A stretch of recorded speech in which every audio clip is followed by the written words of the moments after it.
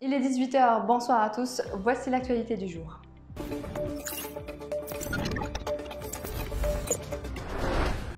Abdelmajid Tebboune a décidé de la création de 7 postes d'envoyés spéciaux sous l'autorité directe du ministre des Affaires étrangères chargé de conduire l'action internationale de l'Algérie sur 7 axes d'efforts essentiels reflétant ses intérêts et ses priorités. Il s'agit de Amr Bellani qui sera chargé de la question du Sahara occidental et des pays du Maghreb, de Ahmed Ben Yamina chargé des questions de sécurité internationale, de Boujma Adelmi chargé de questions africaines. Il s'agit également de Taous Haddadi Djellouli chargé de la communauté nationale établie à l'étranger,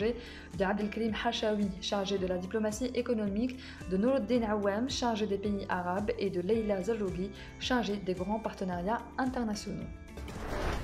Le ministère du Commerce et de la Promotion des Exportations a appelé dans un communiqué tous les agriculteurs à la commercialisation de leurs différents produits directement aux consommateurs au niveau des marchés de gros et de détail à travers tout le territoire national à partir d'aujourd'hui, et ce dans le cadre de la lutte contre toute forme de spéculation. Les agriculteurs sont habilités à commercialiser sans autorisation préalable et sans le recours à un mandataire, précise la même source.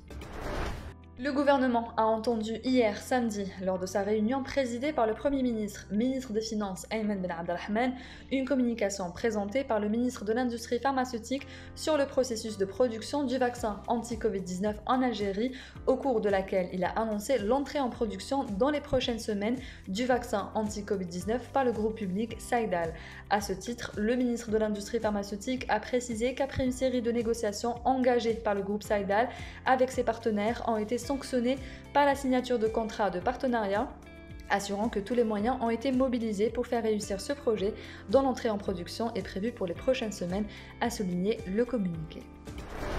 Le gouvernement s'engage à travers son plan d'action pour la mise en œuvre du programme du président de la République, qui sera bientôt soumis au Parlement pour débat, à améliorer l'alimentation en eau potable et mettre fin aux coupures d'eau tout en assurant un accès égal à cette ressource vitale à tous les citoyens. Le plan d'action du gouvernement englobe la combinaison du dessalement au nord du pays à partir de la bande côtière, des interconnexions entre les barrages et les systèmes de transfert, de l'utilisation systématique des eaux et des boues épurées dans l'industrie et l'agriculture, et enfin de l'exploitation des ressources souterraines dormantes du Sahara septentrional. Le nombre de stations de dessalement d'eau de mer sera porté à 19 en 2024 avec une capacité de production de 1,4 milliard m3 par an, assure le gouvernement, tandis que le nombre de barrages sera porté à 85 avec une capacité globale de 9 milliards m3 et une capacité de mobilisation de 4 milliards m3 par an selon le document. Le Premier ministre Ayman Ben Abdelrahman a mis fin aux fonctions du secrétaire général du ministère de la Jeunesse et des Sports et du directeur général des Sports au même ministère pour négligence dans l'accomplissement de leur mission et manquement à l'obligation de l'accueil des athlètes après leur participation aux Jeux paralympiques à Tokyo au Japon, avec poursuite de l'enquête afin de demander des comptes à chaque responsable impliqué dans cet incident, a indiqué ce dimanche un communiqué des services du Premier ministère. Des pluies orageuses accompagnées parfois de chutes de grêle affecteront plusieurs wilayas de l'est du pays à partir de ce soir, indique l'Office national de la météorologie dans un bulletin météorologique spécial. Les wilayas concernés par ce BMS de niveau de vigilance orange sont Sétif, Batna, Khenchela, le Bouhari, Souk Ahras et Tébessa, précise la même source, ajoutant que les quantités de pluie prévues sont estimées entre 20 et 30 mm, pouvant atteindre ou dépasser localement 40 mm.